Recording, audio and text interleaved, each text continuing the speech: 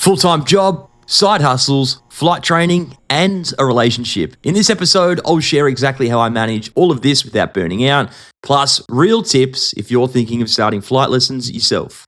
Good morning, g'day, good evening, wherever you're tuning in from. I'm Oz, but you can call me Jono, Jonathan, Dickhead, whatever you like, really. So I'm a flight school student, I'm a content creator, a full-time hotel maintenance man, and a boyfriend to a lovely girl. I work Monday to Friday, and so does my flight instructor. So how do I make that work? Stick around and I'll tell you all of that and provide some real raw tips if you are looking to start flight training, as I am a few lessons into mine as we speak. But before we get into all of that, let's just quickly touch on the flight that you're about to watch. You can see we are in a Southwest Airlines Boeing 737-700 today, flying from San Francisco over to John Wayne. I've got an airtime of just over 1 hour. Our cruising altitude will be 37,000 feet. We're carrying around 6 tons of fuel, 113 passengers. Now let's just speak to the passengers and let them know about the weather for today's flight. Ladies and gentlemen, thank you so much for flying.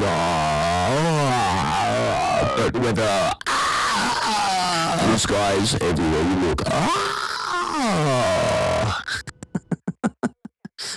I don't know what you got out of that, but essentially some strong crosswinds flying out of San Francisco this morning. You'll see me battle that with the rudder and aileron as we take off. And then once we hit cruising altitude, it should clear out a little bit. When we come into John Wayne, though, it will be a little bit bumpy as well. However, nice blue skies everywhere you look for this flight, so it's going to be a perler. Now for some aviation news. Just last week, I believe it was, we had a WestJet plane coming into St. Martin, Princess Juliana Airport, but this plane nonetheless came in, a Boeing 737, I believe it was, came in and landed very rough and exploded its right landing gear, I believe it was. It popped or it burst, it damaged it quite severely, and the plane came to a halt on the runway, and the plane actually sat on the runway for quite some time before everyone evacuated and the plane got relocated safely. There's no cause or reason for this accident just yet. However, I will be keeping an eye on that, and hopefully I can update you guys in future episodes. Speaking of episodes, I had some really nice words from some viewers on episode 1, so thank you so much if you did take your some time out of your day to watch that. I am working on getting these from last episode, today's episode, and any that I do in the future onto Spotify, Apple Music, or wherever you get your podcasts. So if you're more of a podcast type operator, this will be perfect for you. So bear with me on that. I'm working to get these on those platforms for everyone.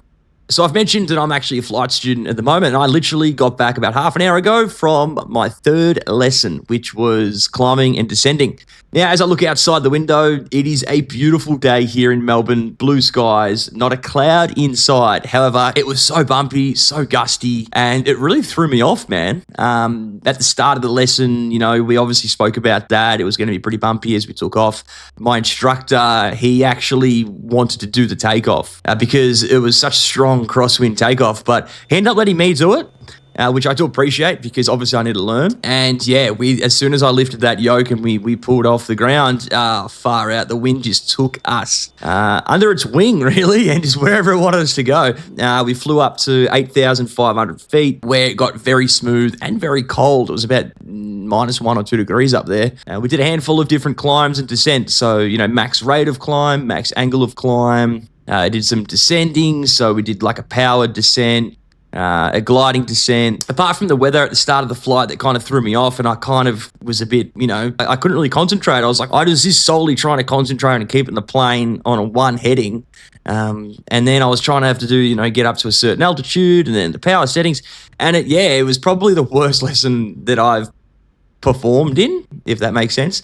I believe that you're only as good as your last lesson, and I sort of hold myself to a very high standard, which could be a bit, you know, detrimental sometimes, and it might not be so healthy. But a lot of people have been through these lessons and done their licenses will always say there's going to be days where you walk out of that the hangar and you just have your head down a bit. And that was probably today for me. Although the instructor did say I did well again. He said, you got it in the end. He mentioned when we got higher that I flew way better with less wind and less, environment to deal with. And, we obviously did a little bit of a debrief, and now I know what to work on in the sim between now and when I see him next in a couple of weeks. So now that sort of segues nicely into the main topic of today. I'm sitting here on a Thursday afternoon where I should be at work. However, I just had a flight lesson. I'm making content right now, and after this, I'll be making some for the company that I do things for, which I'm going to explain further. In January this year, I turned 28 years old. Fuck me. Now, obviously, the older you get, the more responsibilities and decisions land on your shoulders, and you have to deal with some more shit, really. But also, I believe the older you get, the more opportunities you get, and that's not talked about enough. I feel like people often talk about the negatives of growing up. You got to start paying bills, you got to start looking after yourself, you got to pay off your car, you got to fill up petrol, you got, this, that, and the other. And I understand that. But they don't tell you about the opportunities that are presented to you because of your age or your maturity level now. And a prime example of that is last episode, I mentioned how I wanted to learn how to fly when I was about 15 years old, but I couldn't afford it, nor could my parents. Now, 13 years later, I can afford it through my full-time job and my side hustles and my side job too. I didn't have a full-time job that was paying this well at 15, so there's a great opportunity that I've had, which has come with age and life experience. I didn't have a side hustle back then, which again has come with age and experience. So these are just a couple of examples of how opportunities come your way the older you get. So growing old isn't always such a bad thing. And I often ask myself how I ended up where I am today. Now, I'm not saying, look at me, I'm so rich, I'm so cool, I've got everything. But just in general, how has my life ended up like this? You should sit down and have a think about that yourself. And I think there were all these little glimpses from my teenage years that were showing that I'm meant to be doing exactly what I'm doing today. And I truly mean that. So firstly, my fascination for aviation, like I mentioned in episode 1, started when I was about 15. And 13 years later, that passion has not changed. So I sit here today, 28 years old, still tapping into that 15-year-old me and that passion for flying and aviation. When I was 16, I started DJing and producing music. I was really tapping into my creative side, which I've always had. Now, I'm going to get back to this. When I was 17, I finished year 12, which is the last year of high school for us Australians. And I went straight into a trade, which was carpentry. I did my carpentry apprenticeship. As a carpenter, you have to be extremely hands-on. You got to think of creative ways to do things and overcome problems. And you got to be quite methodical as well with what you do. And what does that remind you of? For me, it reminds me of checklists and pre-flight checks and all the other methodical things you have to do as a pilot. And just a side note, today I actually did my first ever pre-flight check on my own. I didn't have the instructor there. Yeah, that was a bloody awesome way to learn. So back to my carpentry apprenticeship. Now, I finished that by the age of 22 and I decided to pursue DJing and music production full time as I was still living at home. I was making enough money on the weekends through my gigs and I was really starting to live a creative lifestyle every single day. I'd wake up, write some music, think of content to post on my socials to get people to listen to my music, think of marketing ideas to pitch to clubs so that they could book me so I can get more gigs. Now, at that age, I always wanted to get into content creation and I always wanted to run people's social media accounts, but it never really happened the way I wanted it to. So come 2023, when I started working at the airport as a ramp agent, that just turned my life inside out in the best way possible. I was around planes. I was around like-minded people who loved planes. I could meet pilots. And then about a year later, in February 2024, I started making videos on TikTok under OzSim. And I got around 14,000 followers in about a year. And now I'm starting to focus on YouTube. So today I sit here and these little glimpses and the links to my teenage years are still very evident. I'm learning how to fly. This links back to my fascination and love of aviation from when I was a teenager. I'm working full-time in hotel maintenance. This links back to my carpentry days. I'm also creating video content for a worldwide flight sim company. You may have heard of them. Their name is Orbex. If you haven't heard of them, ORBX, check them out. They make some really incredible stuff for the flight sim community. I do some of the videos for Orbex on their TikTok. If you head over to their TikTok, chuck them a follow, chuck me a follow. You'll hear my voice behind their videos, or some of them. This is something I was dreaming of doing, creating content for a company. And the fact that I get to do that now in a flight simulator space and a gaming space, that's a dream come true. So when I reflect on what I'm doing with my life right now, I can truly say it is genuinely the right path. And I believe that this was in me from a young age. And I really do recommend that you try this yourself. Start maybe thinking about these links that you might be making now, which are going to set you up for the future. If you want to start flight training now and you're only 14 or, younger than that, start putting things in place so that by the time you're legally able to fly and take lessons, like I said in the last episode, the only thing that I regret when it comes to my whole flying journey is I didn't start earlier. Now, I'm no life coach. I'm still trying to figure life out myself, to be completely honest. But if you do have any similar experiences or links and glimpses like I have in the past, I would love you to chase them. All right, now, how do I find the time and energy to balance everything that I'm doing now? So I work 5 days a week and I fly every second week. As I record this, I'm doing one lesson a fortnight. I'm very lucky because I have come up with an arrangement and an agreement with the HR department of this company I work for that on the weeks that I do take a flight lesson, I'll take the whole day off to do the lesson and I'll make up for that day on the Saturday. So I sit here today, it's Thursday, I had a lesson this morning at about 9 a.m, got home at about 11 a.m. I'm just going to make videos for the rest of the day, get some shit in order, and then I'm going to work Saturday. For me, that works great because I don't want to be working every Saturday. So that means I can't do a lesson every week right now. But that is a sacrifice that I'm making. I'm sacrificing, every second Saturday of my life to be able to fly during the week. And the reason I have to do that is because I mentioned earlier, my flight instructor only does Monday to Friday himself. Obviously, it'd be beneficial if he did Saturdays or Sundays, but that's just how it is. So I do consider myself very lucky with the arrangement that I've worked out. Now, the way I structure my week, the start of the week, sort of Monday, Tuesday, Wednesday, is all for content and video creating stuff. And from Wednesday onwards, it'll be a big mix of just studying my RPL PPL, seeing my girlfriend, and maybe a little bit of video work as well, if I need to get something done or if I have an idea that I want to get done as soon as I can.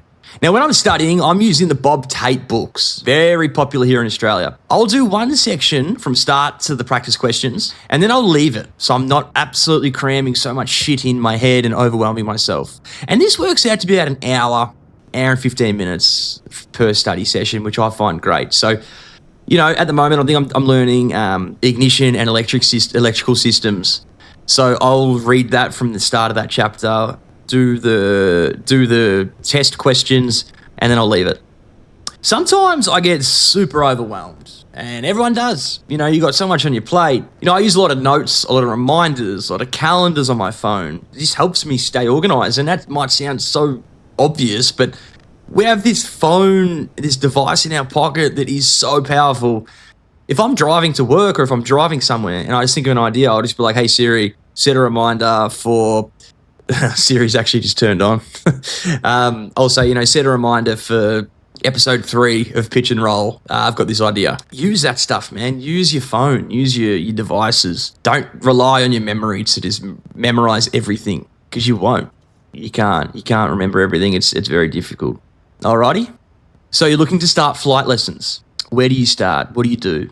What are the things you should look out for? Well, I was literally in this position 2 months ago. The first tip I'm going to give you is start saving money. Everything from now on is going to cost you money. Just put half of a lesson away. If your lesson is about $450, say, put $225 or $220 away each week. And before you know it, in a few months, you'll have enough money to take your first few lessons. Start studying as soon as you possibly can, even before you start taking lessons. This will give you a nice head start, and you don't want to be playing catch up come exams. You don't want to do all these lessons right up until where you got to sit your exam and sit there and go, fuck, I haven't done any theory. That's just stupid, because you're gonna put a halt on your flying, because then you're gonna have to stop flying because you've done pretty much everything you need to do up to that point, and you're gonna have to go away and you're gonna have to learn all the theory. So start studying as soon as you possibly can. I started studying probably 2 months before I started my first lesson. And I don't even think that was enough. Get a medical before you start your lessons as well. This can take a very long time. I'm still waiting for mine 2 months later. I've got to do a few extra things to do with my eyes. So it's a bit hypocritical that I'm saying that because I am a few lessons in, but I'm pretty confident that, I'm fit to fly. Touch wood. I hope I don't just jinx myself, but get a medical. Class 2 is fine just before you start taking lessons, or else you might get up to, 10, 15 lessons in CASA or whoever your governing body might turn around to you and say, hey, sorry, you're not fit to fly. We can't issue you a medical. And then you've just spent all this money doing all these lessons, started studying your theory, and you can't go any further. You've just wasted a few $1,000s, a lot of time and effort and heartache.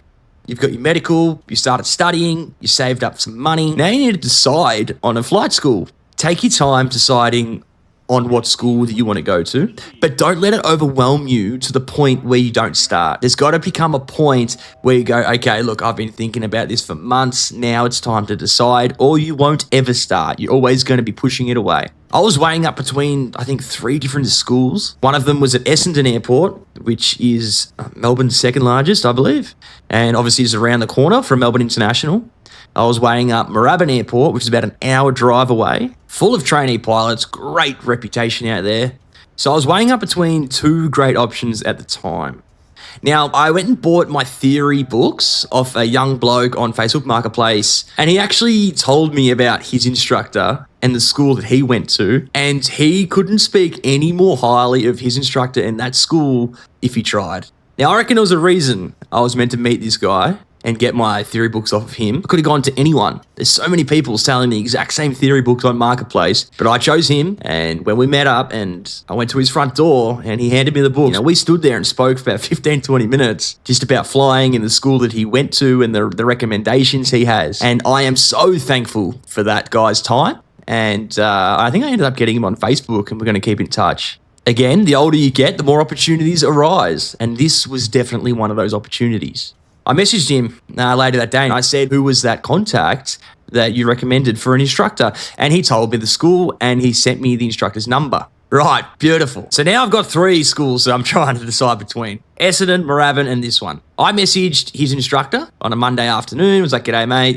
My name's Jono. I just met up with old mate here. He recommended you. Can I come meet up with you, whenever suits you, just for a chat and show me around the school, show me the planes, and let's go from there. Anyway, lo and behold, about a week later, we ended up meeting up. This guy and I clicked like you couldn't believe. Like, he just felt like a mate. I remember on day 1 of meeting, we were just laughing, swearing. It was just like I was having a beer with a friend. Like, it was just such a good connection that he and I had. And I couldn't believe how lucky I got with this instructor. He's a similar age to me. He's very knowledgeable. He's very calm, and he barracks for the same footy team as I do. So we've got a lot in common. He knows people I know. Yeah, that's how lucky I think I got with my instructor, because I often hear about, people who had instructors from hell and they just can't stand them, and they got to go through all that awkward situation of trying to change instructors, which you should do if you're in a situation where you and your instructor just aren't clicking. Don't feel bad about changing instructors or schools for that matter. But yeah, I'm just so grateful and lucky that this all arose because I bought these theory books from some guy off Facebook Marketplace.